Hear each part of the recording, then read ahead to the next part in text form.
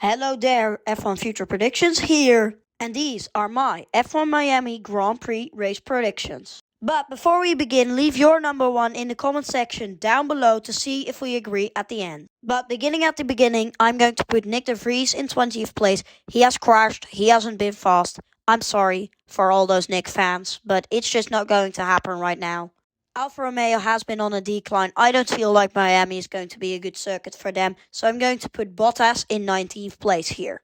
Now, in 18th place, I'm going to put Zhou Guanyu just because the Alfa Romeo, I think, won't be good at all. He's going to outperform Bottas just because he has been. Now, in 17th place, I have put Logan Sargent. The Williams hasn't been great. He hasn't been great. Great combo for a low position. But now going to somewhere where it isn't the driver's fault is AlphaTauri with Yuki Tsunoda. He hasn't been performing very well, but it's just the car isn't there at all. So I'm going to put it at 16th.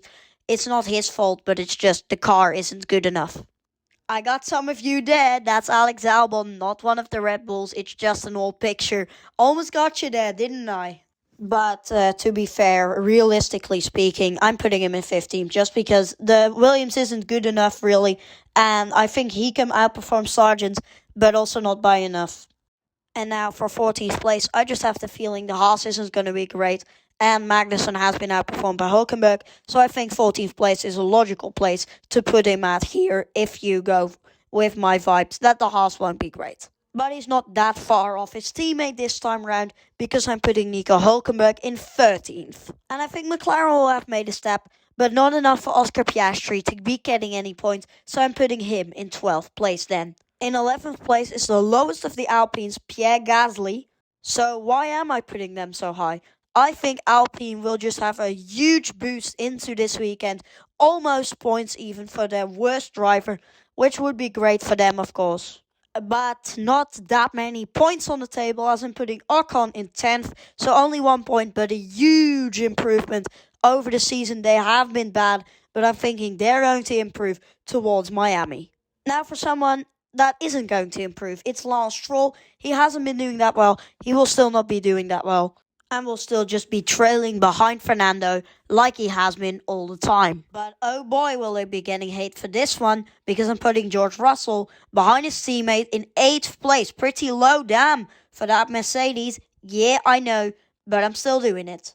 But there's also some good news for the Brits, because Lando Norris will get 7th place in a bad McLaren, so that's a really good result then. But the first to break the top 6 barrier, or what was previously the best of the rest, is going to be Lewis Hamilton, and for the reason that I think he's just been doing better than George Russell, and he's also just going to improve once again to that 6th place. For the lowest person in the top 5, I'm putting Sainz. He hasn't been as well as his teammate Fernando, and obviously not as good as those Red Bulls.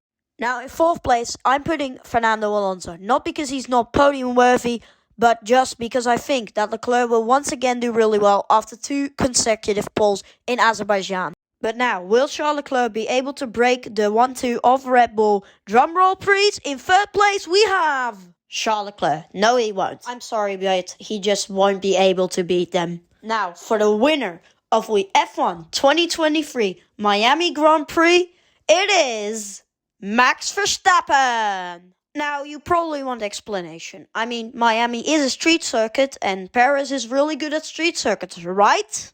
Yes, Miami's officially a street circuit, but it isn't really. And I'm just going to say he won't get Max down this time round. So I guess all I can say now is see you in the next one.